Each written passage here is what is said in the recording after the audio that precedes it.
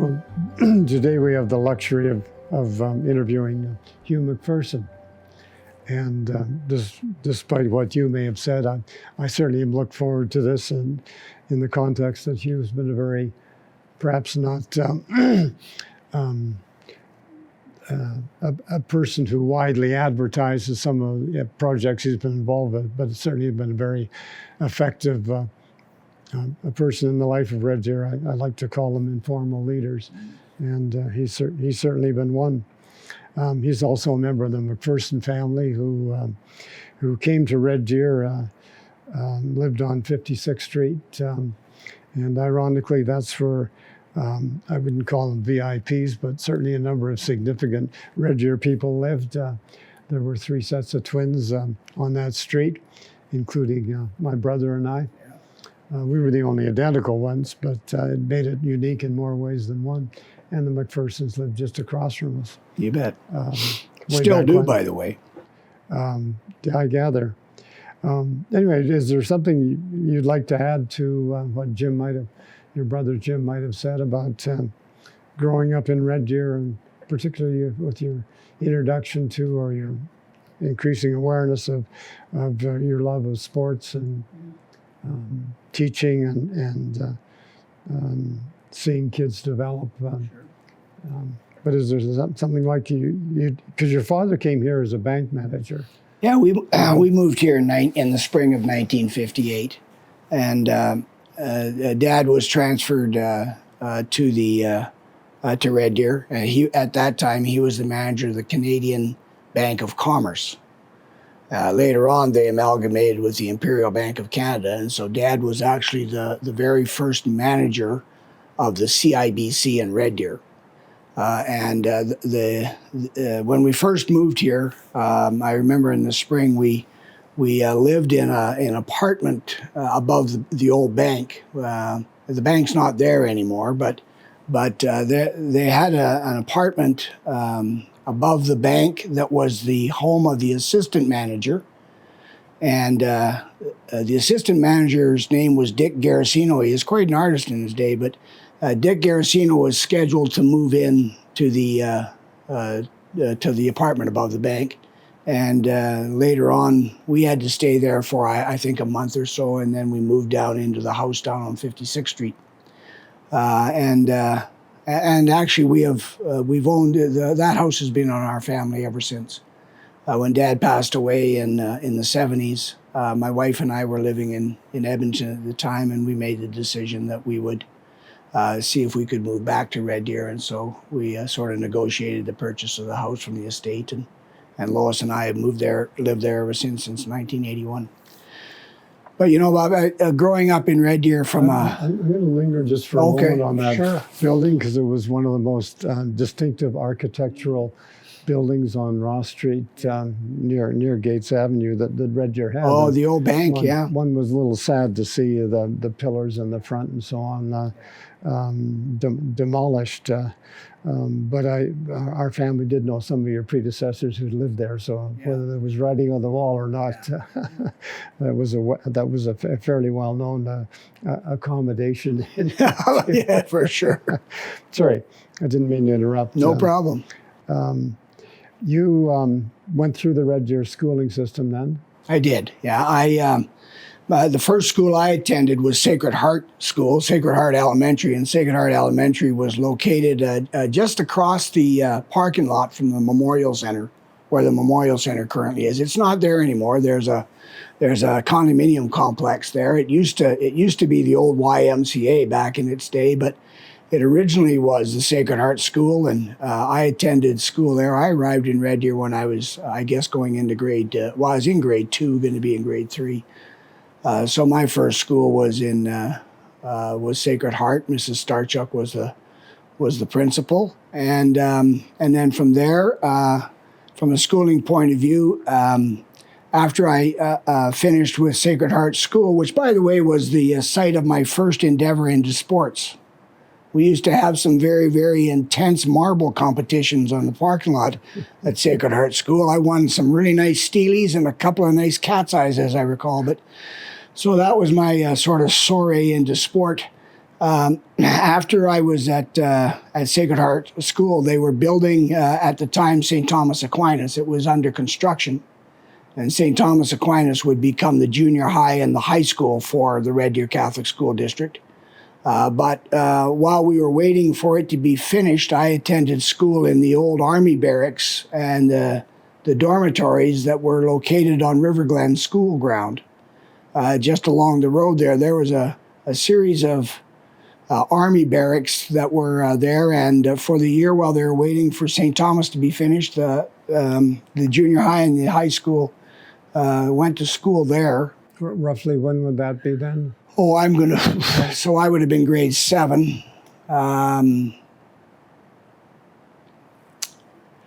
67, 6 years, so it probably had been about 50, let's see, when was I in grade 6? My God. Well, you think of that, what it meant is you were in the dormitories that were a carryover from the war. Yeah, they were, And for they sure. It still was a parade existed. ground. They still existed. They, of course, were rather a significant component to the establishment of the Lindsay Thurber Compson High School, because you could come and stay there and go to school. Yeah, that's right. And I think the public district didn't need it any longer, so the Red Deer Catholic used it for that one year. Our playground was the parade square. It was all concrete, and it was a fun experience. So that would have been That'd be the early 60s. Yeah, it would have been the early 60s, because I believe St. Thomas opened in around 61, 62, somewhere in that era. So it would have been in the early 60s for sure. You graduated and then chose to go to university. Yeah. And did you go straight into education then? No, I didn't. I graduated in 1967 and attended the Red Deer Junior College at that time. And but at that time, of course, as you're aware, the Red Deer Junior College wasn't built yet. We were housed at Lindsay Thurber Composite High School, and so my only year of attending Red Deer Junior College was down at Lindsay Thurber. And we had a wing there that we used, and then the following year they opened up the Red Deer College, the Red Deer Junior College proper, and I moved to the University of Alberta after that. My first degree was in physical education. I was quite active in sports when I was younger, and I played basketball and volleyball and played a lot of community sports as well. You know, when we were growing up, as you remember, when we were growing up, community sports was a little bit different. We participated as part of our community. So Parkvale would play against Waskesiu, would play against Central, would play against Mount View, would play against, the different communities. And so we weren't selected for teams. We were just placed on a team based on where we lived. So the hockey programs and the baseball programs and so on that ran here in the 60s was all community-based. And so my involvement in sport was started at a young age. And I played basketball in high school and played basketball at Red Deer College. And then from there, I went to University of Alberta and got a degree in physical education. And when I got that degree, it was kind of interesting because I said to myself, what does a person do with a phys ed degree? And the number of opportunities weren't nearly as wide as they are today. The number of fitness centers that you find around here, or the number of different opportunities in provincial sport associations and so on, were limited. So I decided I'd better get something else, and so I got into education at that time. Got my degree in about 72, I guess. You would have been there then at the time of Maury Van Vliet. I sure was. As your dean. Yeah, Maury was the dean, and Herb McLaughlin was one of my teachers and mentors. And the University of Alberta was a fun place. And Hugh Hoyles ran the intramural program, and I'll always remember Hugh because he was the kind of guy that really believed in sport for all and finding a way to keep people engaged and active, and they all did. But it was a really good program. When I was at the Red Deer Junior College, though, they didn't have the ability to offer any of the sort of participation or fitness sports. They only had the academic end of it. So when I went to the University of Alberta, I had to take a lot of different courses that they weren't able to offer at Red Deer Junior College. Mm-hmm. Well, you spent a number of years then at U of A. Yeah, 5 years. Well, 4 years at the U of A and just 1 year here. Back in those days, when you got a degree, you could take a 1 year professional diploma after degree program, and you could get your teaching certificate after that. So that's what I did. Because they were extending that or expanding that at the time, so into more years of education before you could become a teacher. So what? I was going to say what brought you back to Red Deer, but I understand you went to Australia as a So when I graduated, Bob, it was kind of interesting. I applied for jobs teaching all across the province. In fact, some sent resumes to Saskatchewan as well, and there just were no jobs available back in those days. It was an interesting time. At the time, my wife and I were living in Edmonton, and I don't know. I was sort of just looking for other things to do, and the University of Alberta advertised this job opportunity in Melbourne, in Australia, and the Victorian government in Australia were recruiting teachers. So I applied for that, and was rejected. Said, no, I'm sorry, but we've already filled the quota of the program. So I started to work at an asphalt crew in a company in Edmonton, and all of a sudden I get a call in August saying that there's been a spot filled out. Are you able and capable of coming to Australia in 2 weeks?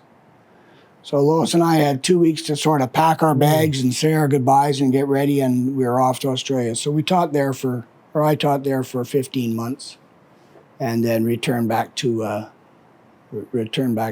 Edmonton after that. You were teaching phys ed there? Phys ed, very interesting. In Melbourne or? In Melbourne, in a little city called Coburg. Coburg, it's one of the suburbs of Melbourne. And our playground field was bordered by the giant wall of the Pentridge Jail, which is the major maximum security jail in the Victorian state.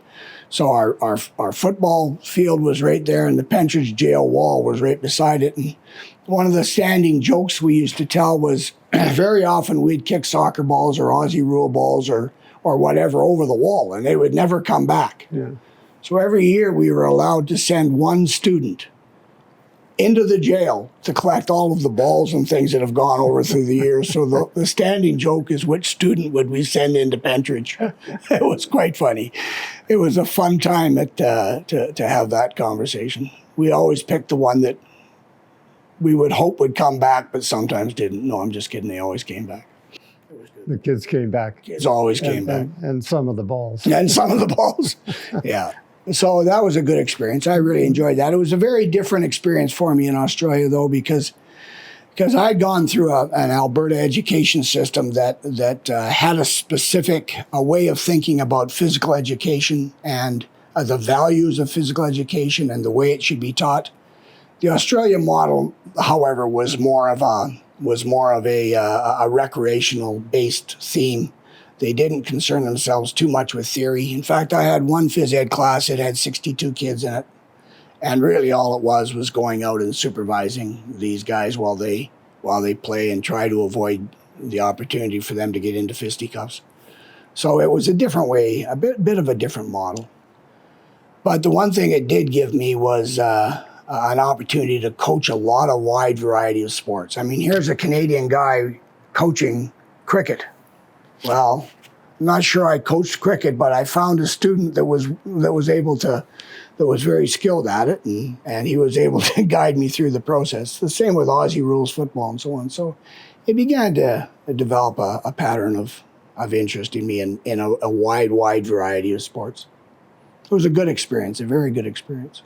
You were there for, you said 15 months? Yeah, 15 months. And then what happened? So the end of our term came up, and we had the opportunity to stay there if we wanted to, and a number of the people that were recruited did. The Victorian government wasn't stupid, though. They would pay our way there, but they wouldn't pay our way back. And I'm not surprised. That's how they sort of encouraged people to stay. We decided, though, that it was time to get on with our sort of life and get back to home. So we came back to Canada. And that would be about... that was about 80... Oh, no, that would have been... the 1970s. 74. Yeah. It's 1974. So I arrived back in January or February of 74. Sent out a bunch of applications once again to all sorts of school districts. Didn't hear anything. Got a job working with the city of Edmonton in their grass cutting crew. So I was on a mower cutting grass all around the city of Edmonton, and we had this. It's kind of a funny story. I know that's probably not going to be part of the discussion, but when we arrived back, I got this job with the city of Edmonton cutting grass. Yeah. And we used to drive around cutting grass, and we had this T-shirt that we had made up with an ape on the front, and the ape was holding a rolled-up joint. And the T-shirt said, "We go ape over grass." Very controversial at the time. So I'm cutting. So I'm busy cutting grass and picking mushrooms and doing the things that was fun to do. And I didn't have a job, but I had applied everywhere, wasn't getting any results. And all of a sudden, in about August, my brother Neil, who was a teacher at Red Deer Public at that time, Edmonton Public at that time, he was teaching with Edmonton Public. And this was the time before email and messaging and all of those kinds of things. So I'm busy working away on the back of my lawnmower, and all of a sudden Neil pulls up and says, "Hugh, why haven't you been picking up your phone?" And I said, "Well, I haven't been home for a couple of days. I've been doing some things." And he says, "Well, you've got a job interview with Edmonton Catholic Schools." I said, "Really? When is it?" "In 20 minutes. And I said, "Well, wait a minute. I got this T-shirt on, and I'm all greasy and my pants." And I says, "Well," he says, yeah, Hugh McDonald from Edmonton Catholic, the head of Human Resources, wants to meet with you for a job interview in 20 minutes downtown." So I said, "Well, okay. Does he know that I'm coming dressed like this?" He said, "Yeah, I've made him aware that you're still working." So I went down to the Edmonton Catholic School Board office. Fortunately, I had another T-shirt in the back of my car, so I was able to change T-shirts. But I interviewed with Hughie, and he said, "Yeah, okay, we'll hire you." So I was hired to teach phys ed at a brand new school that was just opening. It was called St. Philip Junior High School, and I taught there for 5 or 6 years. But that was fun. It was a really interesting. I don't know how I got the job, to be honest with you. I'm not sure I would have hired me, but he must have saw something. Yeah. Well, if he'd known about your shirt, he might not have. Yeah. And then from there, I taught at O'Leary High School for a couple of years, and then, as I say, back in '81, really the decision was to kind of come back to Red Deer, and once again I applied for jobs in Red Deer with Red Deer Public, Red Deer Catholic, and for the first year I got nothing. Interviewed for Red Deer Public and got another rejection letter, so we stayed in Edmonton for another year.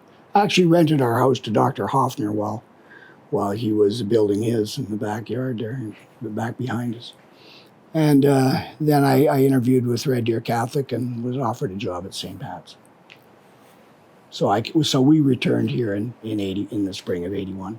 But you were able to stay. You were able to stay at your teaching job in Edmonton the extra year. Yeah, for sure. Before you came to Red Deer. Yeah, no, I didn't resign. Yeah.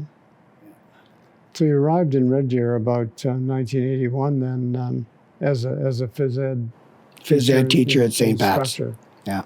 And you said St. Pat's School was at the Daw Center. Yeah. Yeah, Can you yeah. tell us a bit about the uniqueness of the Daw Center, or what struck you as unique when you arrived? Well, I was really, really excited about my first job being at St. Pat's, because St. Pat's Community School was part of the wave of in education of community schools across the province. So St. Pat's was a very, very unique experience for us. It was a project that was a partnership between the Red Deer Public School Board with the Daw School at one end. Don Campbell was the principal of that school. In the middle of the complex, the city of Red Deer had their offices, and they were responsible for the recreational facilities, the library, and then St. Pat's was built on the other end and is still there, and it was the Red Deer Catholics' contribution to the partnership. And as a community school in that particular era, there was a real intention and intent to share resources, to share the economics behind the resources, and to try to offer the facility as an opportunity for the community to embrace the entire area rather than just a segment of it. So Red Deer Catholic parents, Red Deer public parents, Red Deer Catholic students, Red Deer public students were given the opportunity to take advantage of a complex rather than a specific and individual school. And not only the complex, but the programming within it. I remember Randy Skimmings was the head of the recreation department there, and Don Moore, the superintendent of recreation at that time, was a key figure in making that particular project work.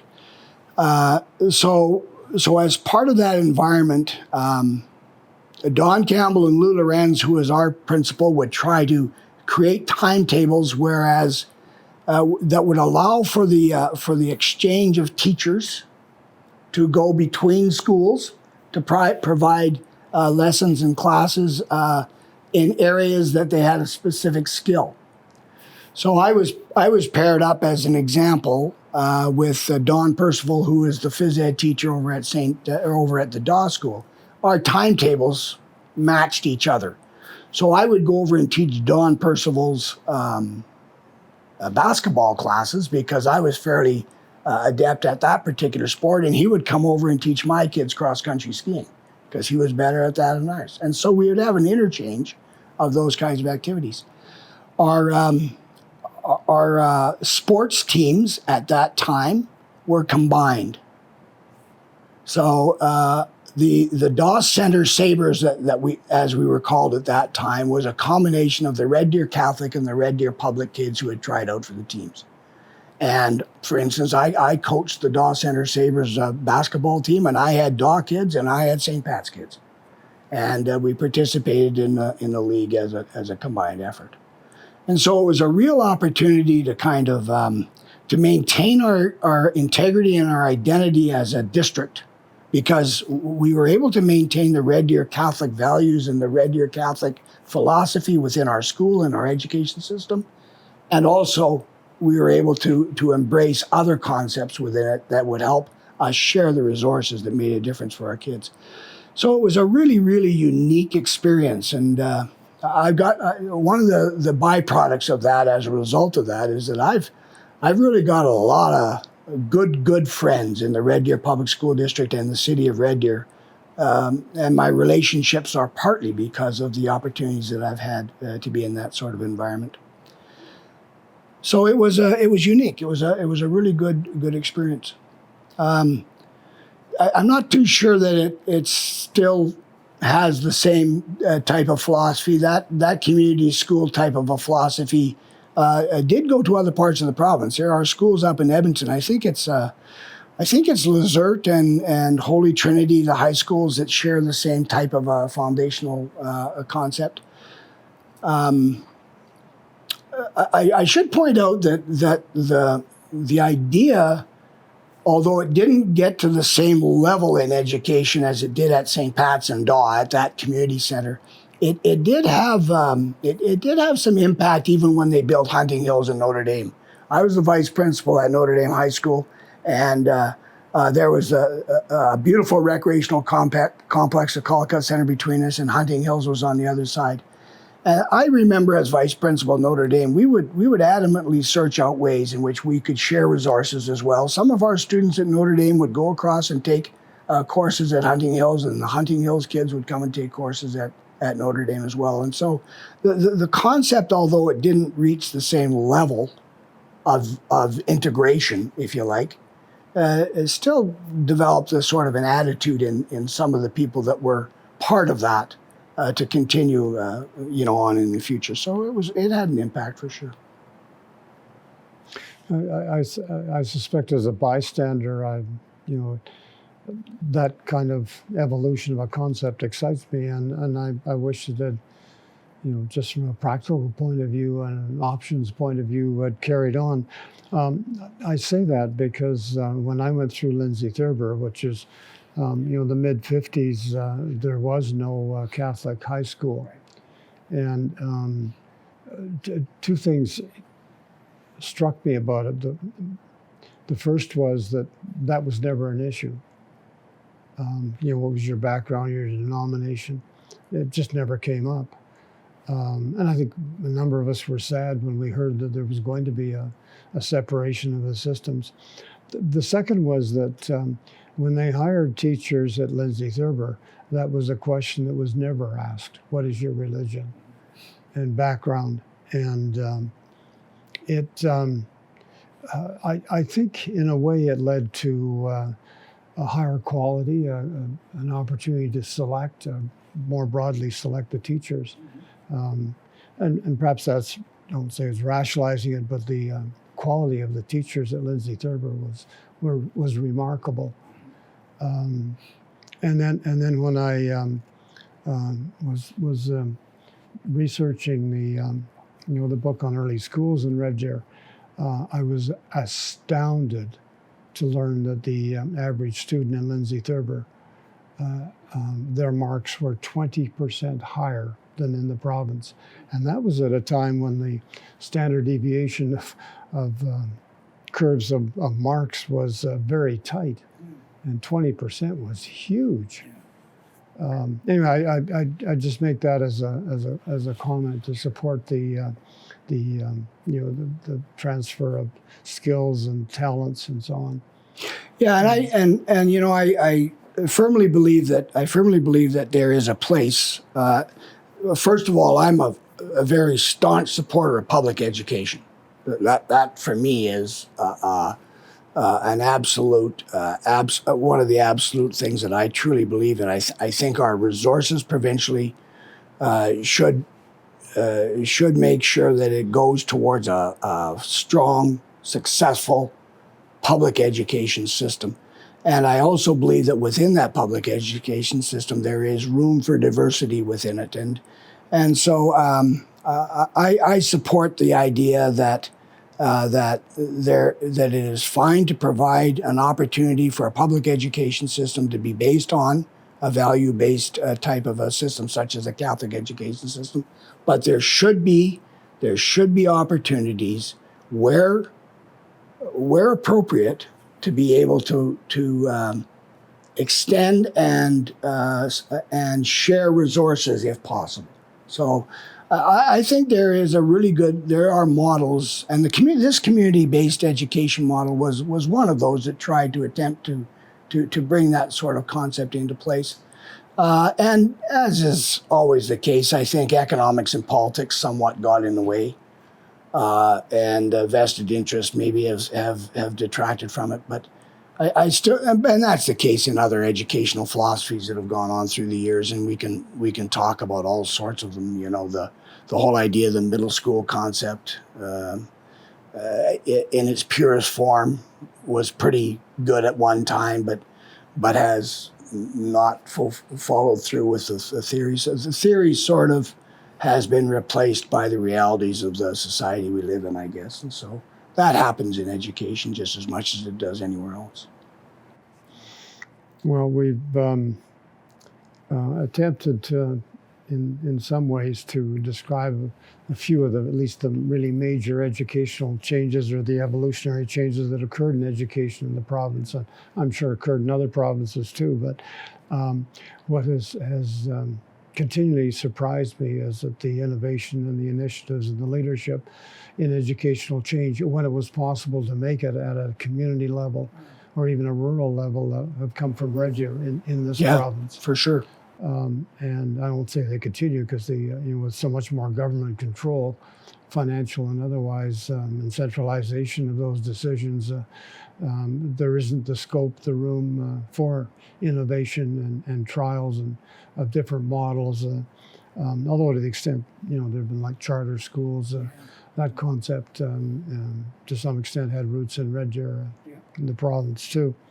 But Hugh, can we get on or back to your combined interest in both education and phys ed? Sure.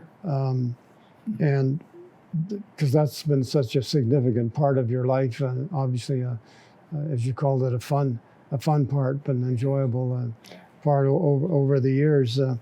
But when you came to Red Deer, you were really coming as a teacher, albeit a phys ed teacher.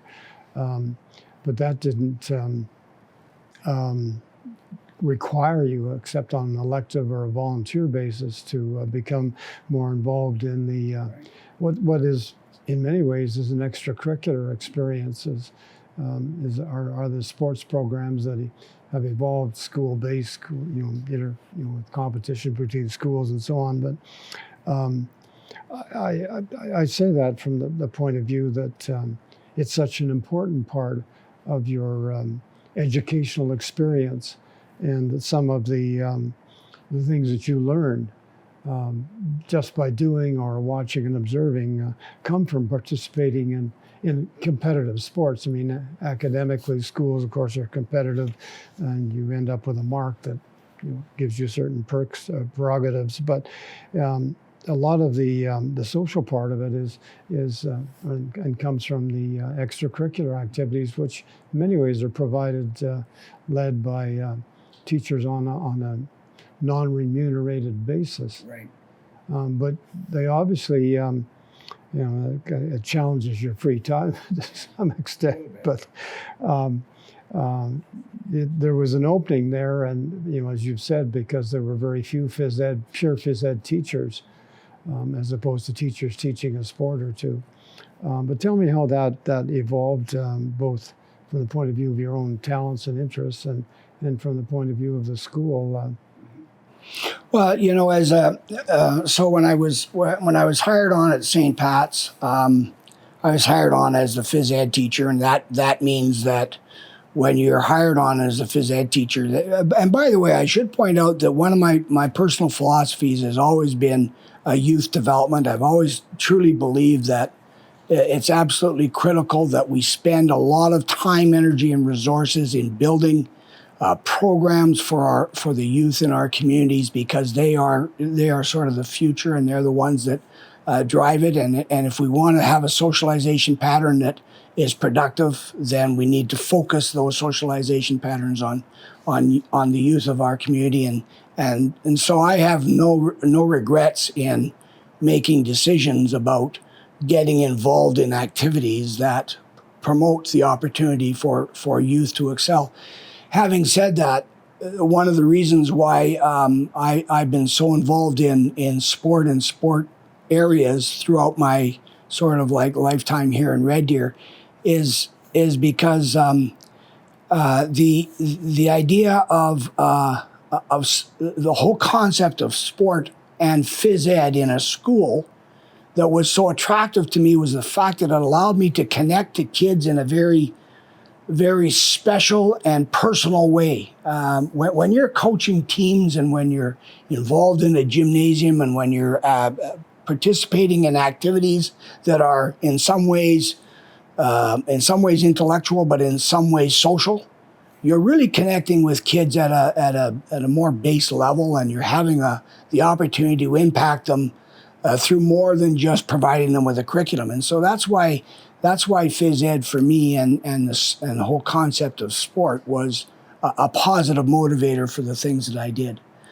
I had an opportunity. It was kind of fun. I had an opportunity when I was at St. Pat's that very first year to sit on what was called the DAW Management Board. And the DAW Management Board was a group of people like Don Campbell and Lou Lorenz, but also Don Moore and others, Randy Skimmings. And we would have meetings to talk about how we could better the vision and the mission of the DAW Community Center. And so that was my first kind of, I guess, step into sort of administratively being involved with activities, and from there were opportunities that came my way that allowed me to do some other activities as well. But that was one of the starting points. But back to your original question, when you're the phys ed teacher in a school, you really are expected to be part of the entire environment of the school throughout its entirety. You're coaching just about every sport.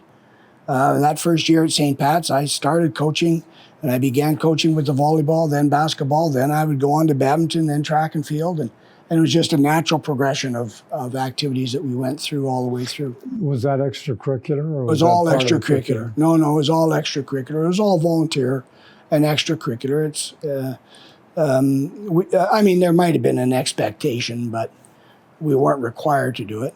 When I moved to Camille as a teacher at Camille J. LaRouge, I then focused on a specific sport because the intensity of it was a little bit longer. So I refocused on the volleyball, but all the way through my teaching career, I've been involved in some form of an extracurricular volunteer coaching experience for the kids. Yeah, I think back to when I went through the system, but the concept of sports being an important social way to socially integrate students was certainly not one I had ever heard of or heard mentioned. It was just there, and it was an opportunity. And depending on what physical facilities you had, that was your range of sports that you could participate in, with rugby always seeming to be at the top of the list, or getting the most advertising or spectator participation. But if that's, and I don't know how much, maybe you can explain better how currently that form of education has been integrated into the system, whether it's elective or mandatory. I just so remember that in my time, phys ed was, I think the phys ed program was dancing, teaching you how to dance, which I have a few fond memories of, because it was more important who the girls in the class were than how the footsteps went. But has it been better integrated? Obviously, it remains extracurricular for the teachers to be involved in that. No, I think it's. There was a while there, when it became fairly evident that there were a lot of demands being placed on our teachers to not only cover the curriculum that they were required to cover and teach their classes, but also get involved in extracurricular activities. And as sometimes the resources of funding and so on began to decline, and education became somewhat decentralized, at one point there was we had an education system that really favored a site-based management type of a model, where the principal had autonomy on making decisions on the resources, on how the resources would be allocated and spent. And so they were able to look at their particular school and say, well, we can afford this, we can afford that, we can afford this, and they would make those decisions. Those kinds of site-based models, I think, have pretty well gone by the wayside. I think we're into a more of a centralized system of resource allocation now, and so some of the decisions are taken out of the hands a little bit of the school-based administrators. From what I can understand, I've been out for a while, so I'm not really up to speed on exactly how they're operating now. But the one movement that did occur when I was involved was an opportunity for us to try to engage community members, community volunteers to come in and support our teaching staff in the extracurricular activities. And so we had a number of community coaches.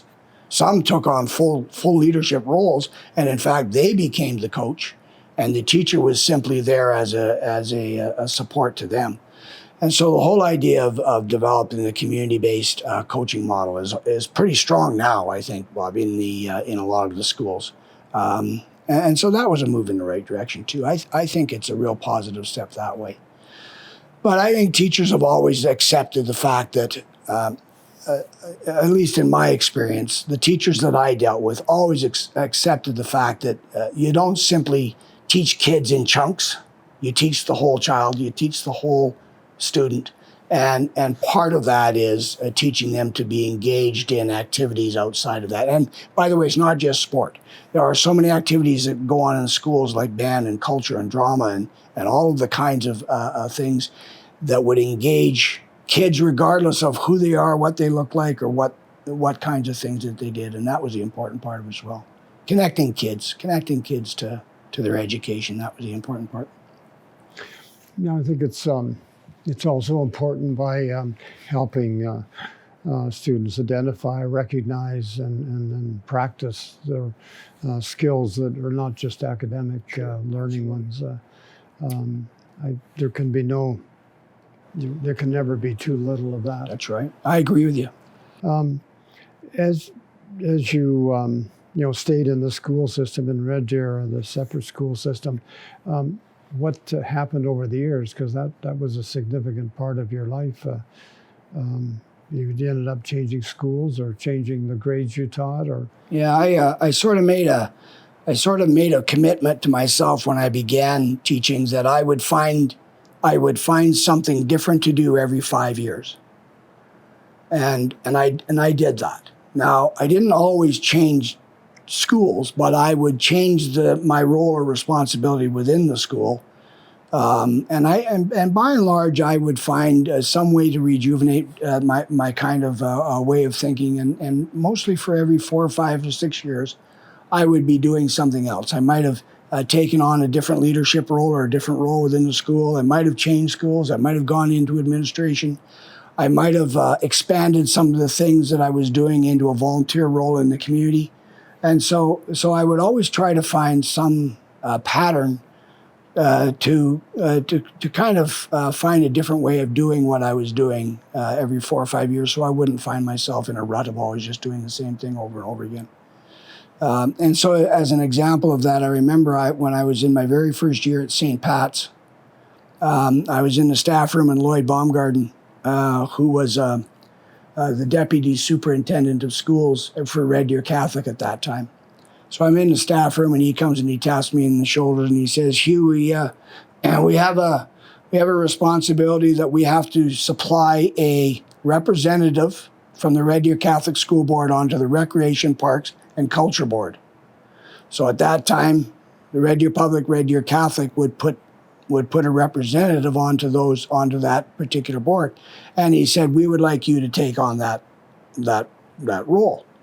So there's an example of something I said to myself, okay, there's something that's associated with what I'm doing, but it's a unique opportunity for me to do something different. And so I said yes, and so I sat on the Recreation, Parks, and Culture Board for 5 years. The last 2, I was the chair, and from that point, other opportunities sort of came across, and that helped me to focus my energies in different areas that I think have been somewhat helpful and have helped me to stay sort of fresh and moving in different areas.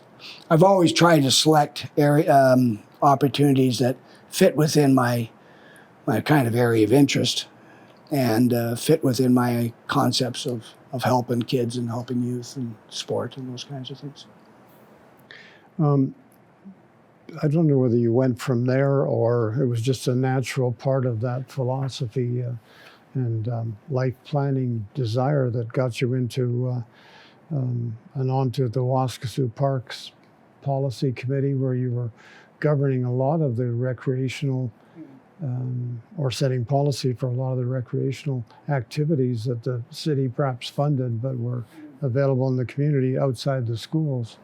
That was an exciting time, that early '80s kind of time in Red Deer, because, as you've alluded to, I was fortunate that I was the chair of the Recreation Board at the time when the Waskesiu Park was being developed.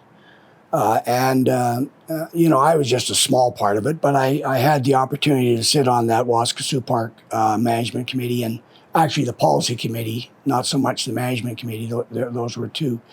But the opportunity to try to find ways to sort of drive the development of that park, that whole kind of node and all of the things about it, was really an exciting period of time. And I think it's probably one of the finest legacies that the old Alberta Heritage Trust Fund could have done for different communities. That was a significant impact, that the Heritage Trust Fund provided funds to different communities in order for them to provide recreational nodes across those communities. And I think Lethbridge got one, and maybe Medicine Hat and Red Deer. And we were very, very fortunate to be able to build a park system that I think we're feeling the benefits of today. It's amazing. And I really do believe, and you've probably talked to others that were more versed in it, but I really do believe that it has guided the development of some of the planning decisions around the city of Red Deer. And so it's been very, very excellent. And so I was happy to have had some very, very small role in that.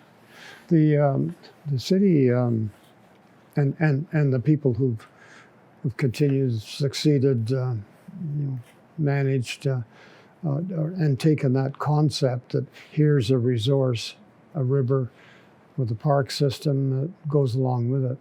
Not only have they preserved it, but and expanded it. It's given the community a significant identity. I mean, when I hear people and ask them their local vacation plans, they say, well, we're going to Red Deer, we're going to stay in the Lions campground, and we can use the park system. And I thought, gee, that's fun. I mean, you can drive in, you can use it. We're delighted to share it or whatever, but I hadn't really thought that would, I wouldn't going to call it a drawing card, but would become a feature, a recognition point for the community. It's not only, become one, but it's expanded, extended, and been maintained.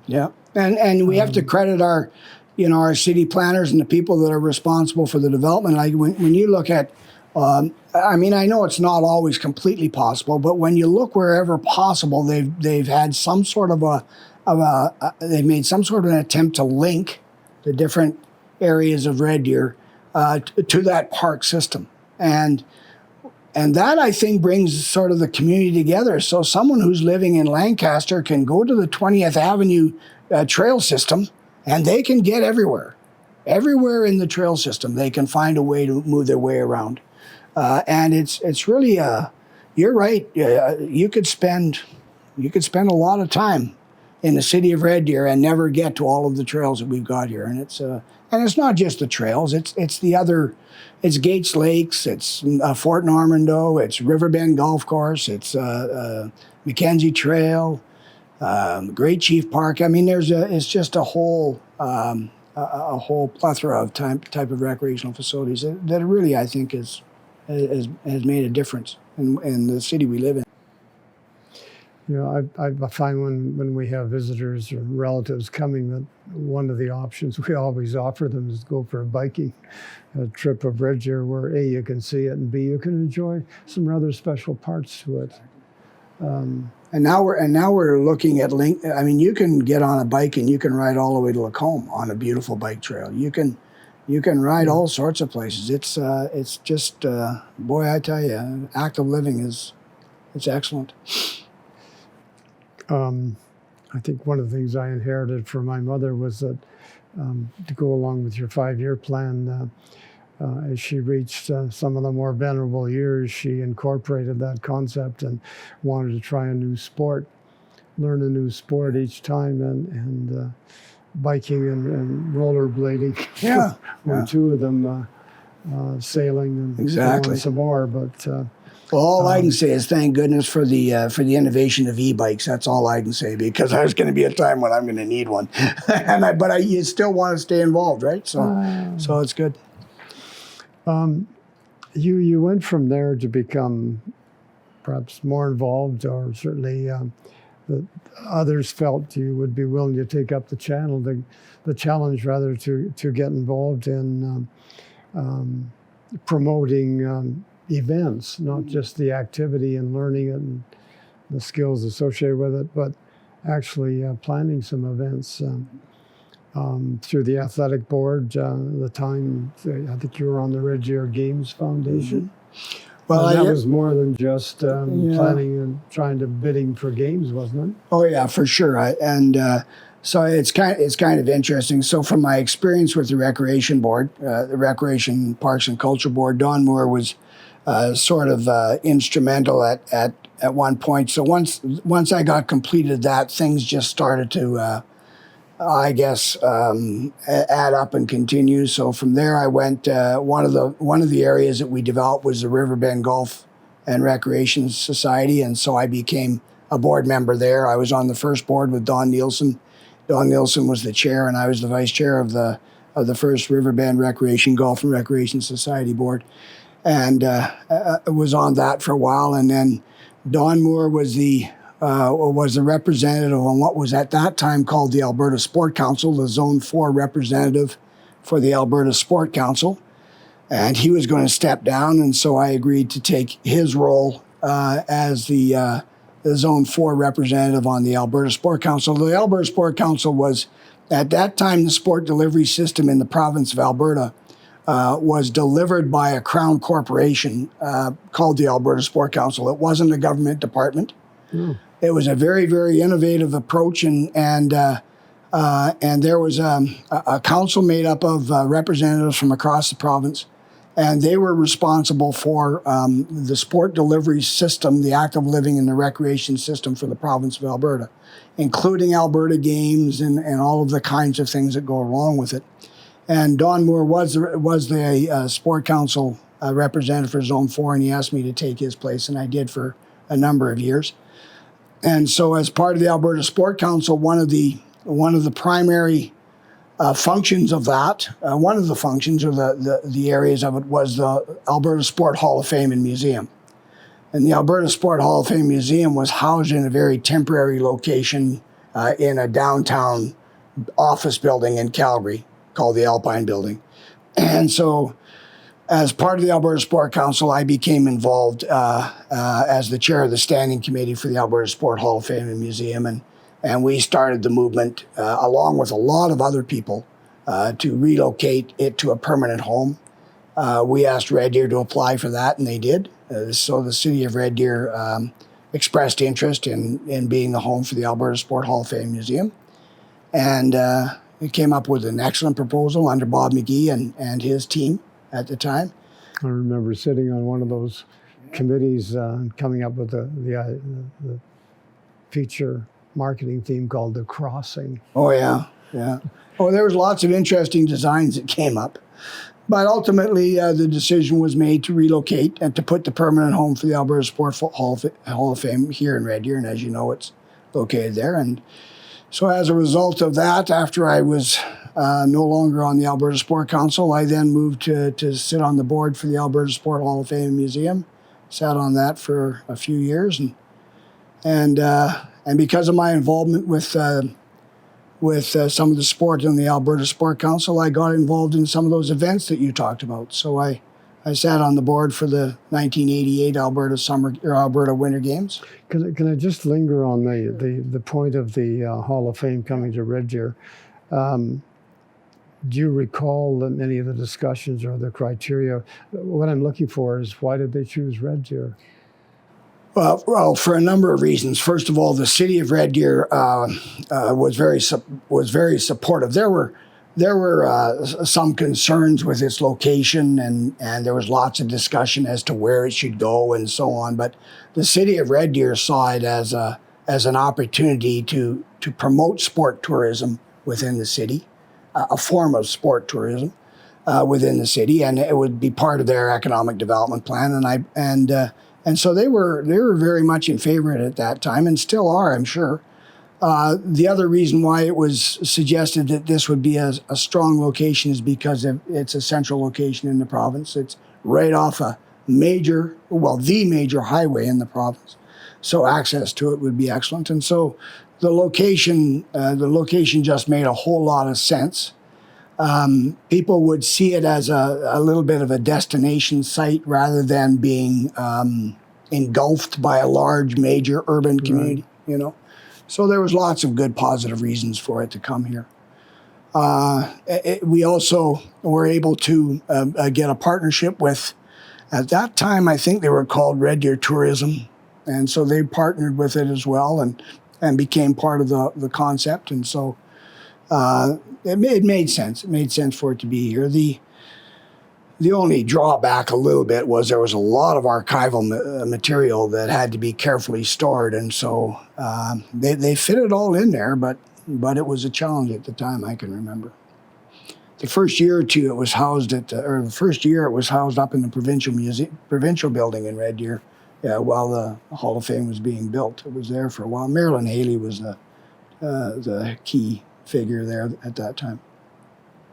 Marilyn, do you mean Marilyn Spicer? That's who I mean, yeah. I went to school with her. Yeah. She was involved in the Conservative Party. She was. For a while. But she was also the curator and the head of the Alberta Sport Hall of Fame Museum for a while. That's right, because I sat on one of their committees. The culmination of that interest was in you being inducted as one of the laureates into the Alberta Sports Hall of Fame. I guess so. Well, I mean, it's a recognition by others of the contributions you've made over the years. It's not insignificant. I mean, we always, but I mean, one of the, I would say delights, one of the reaffirming decisions that your friends and so on can make is to nominate you for these awards, this recognition, and having you get accepted by others. I mean, I understand the point of view that, as my father used to say, your enjoyment should come just in the doing, just in the participating, not in the recognition.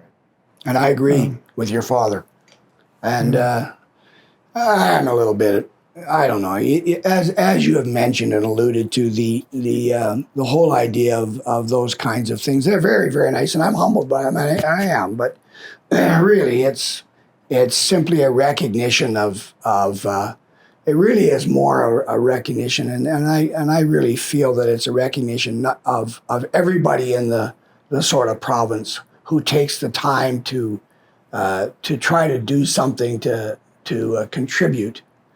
And individual recognitions for me are not as important as the recognition of the concept that an individual will take the time and the effort, because if we don't do that, then we don't progress as a society. So for me, the recognition is a communal recognition more than it is a personal one, and I sincerely mean that.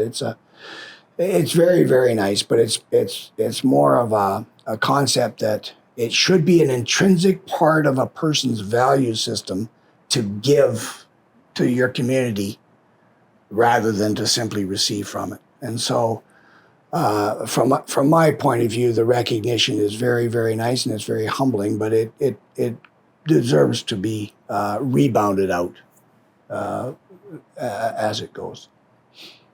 Because I mean, after all, we're just doing what we should be doing. Goes back to your concept that There can be outstanding individuals on a team, but if there's no team, they're not outstanding. Precisely. Hugh, can we go from there to talk a bit about the some of the events that you've been involved in? The Special Olympics in 1993. Yeah, Jerry Tennant talked me into that one. I get talked into a lot of things.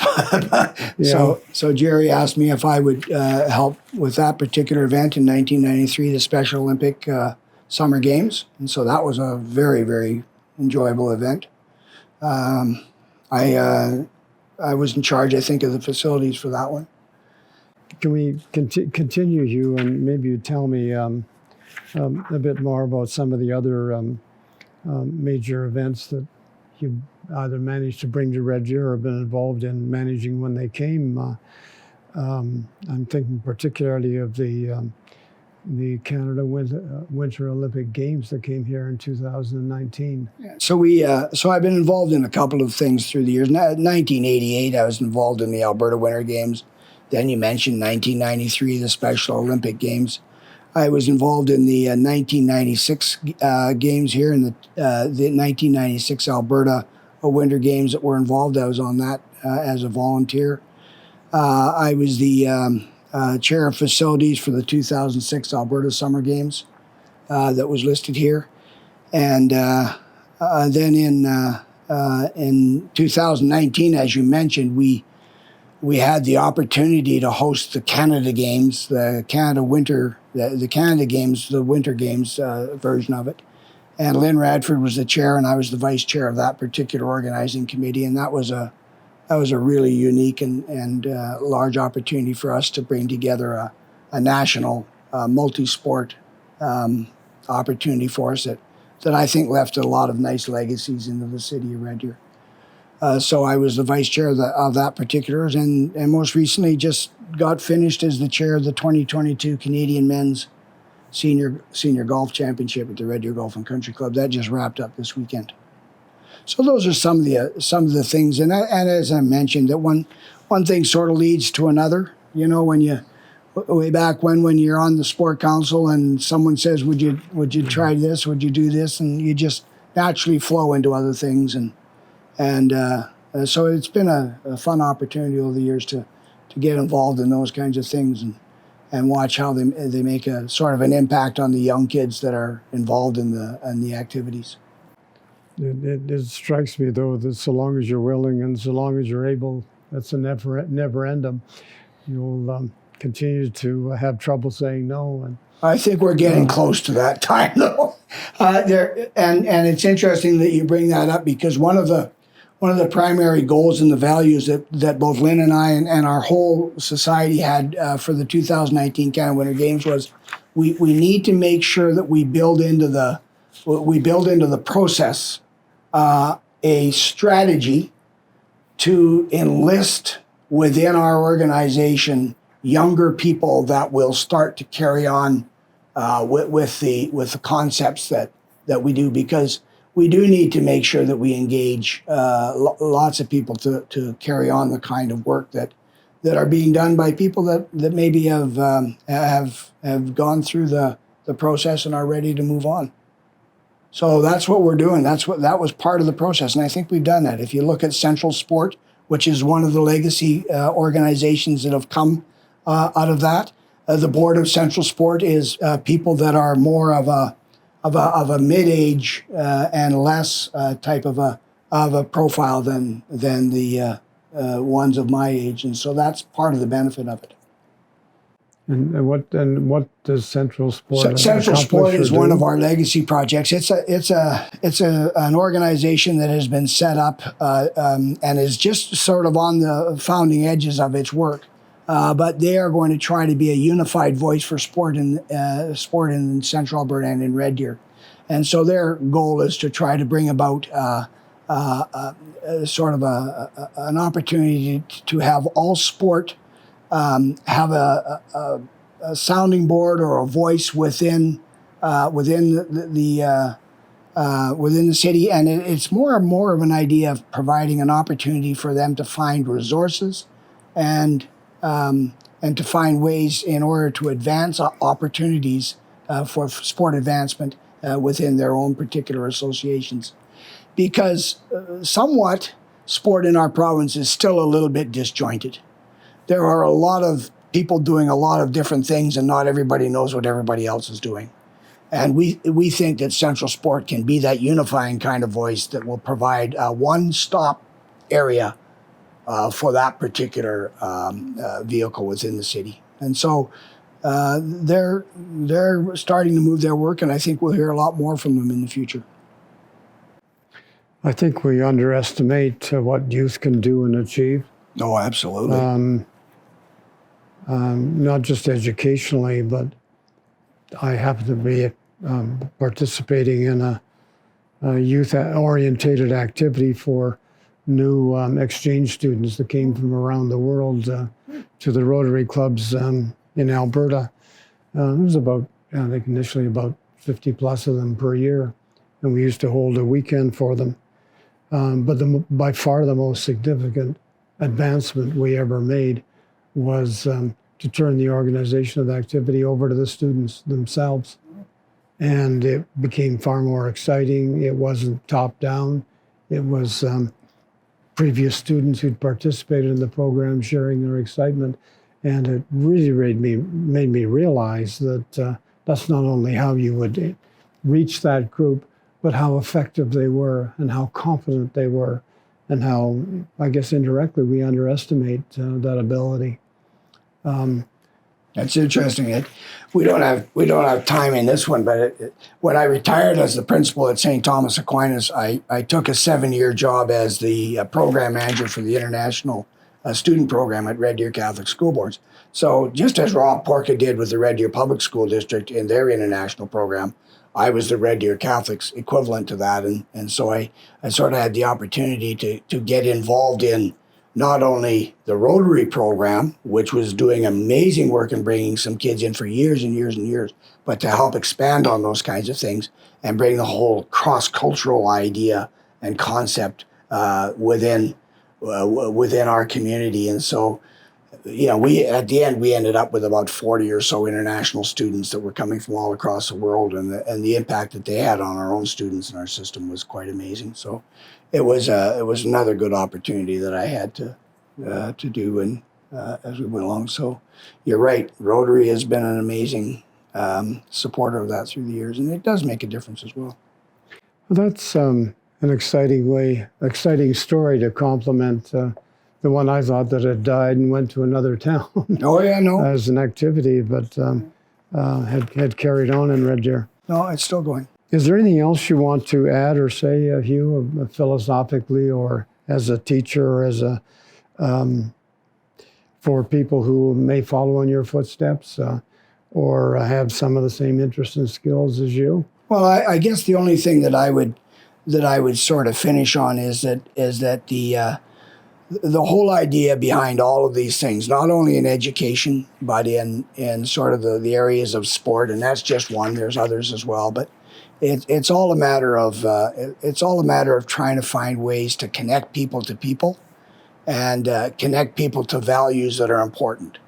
And I think that as we go along, if we can find activities and find people that are willing to do that. And by the way, I'm talking now, but it could just as easily be any one of the thousands and thousands and thousands of people that live in this city that constantly, day in and day out, volunteer to help their fellow Red Deerians. So it has very, very much less to do with me, but the whole sort of an attitude that the concept of this brings about in a community. Red Deer is amazing, absolutely amazing for its ability to engage people in activities that matter to others. And I think that that's the real legacy. When you talk about buildings and all of those kinds of things, they're nice and they're good to have, but the real legacy is how it builds a community and the community that thrives. Communities that are involved will thrive. Communities that aren't, they'll start to degenerate. I can guarantee it. So and there's such a need for that, because sure is. With the internet and other ways of communicating, there's a natural tendency to reduce. Yeah, there is. communicating, working together, Yeah, sharing, connecting, connecting, bet. teamwork. Yeah. That's a nice way to end this chat, Hugh. Absolutely. I enjoyed it thoroughly, and I'm learning as we go through this. There are unusual links, not just because of the people, but because of common interests and because of just the enthusiasm they bring to life and what they're doing and how they want to share it. Oh, for sure. And And good luck in what you're enjoyed it with doing. that. Well, This is kind of fun. And it is fun meeting or re-meeting people from a different perspective, people that you've known or known of, and that are such a part of the central core of the community, and informal leaders or otherwise, Exactly. as you've been. Thank you very much. You're welcome. It's been a real Thank pleasure. you. Thank you for the opportunity.